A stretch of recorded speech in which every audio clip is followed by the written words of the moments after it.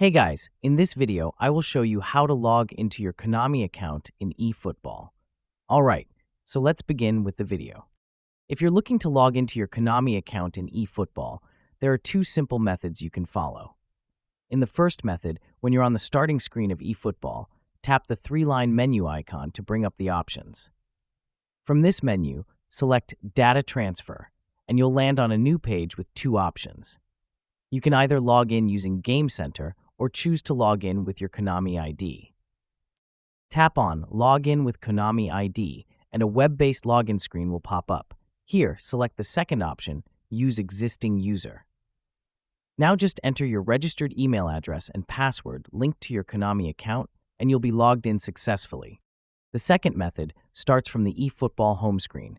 Tap on the Extras tab at the top and then choose Support. From there, select Link to Data, and from this screen, tap on the option Link to Konami ID. This will open the same login screen as the first method. Tap on Proceed to continue. Again, select Use Registered Data and provide your Konami email and password. Once done, you'll be logged into your account without any hassle. And that's it.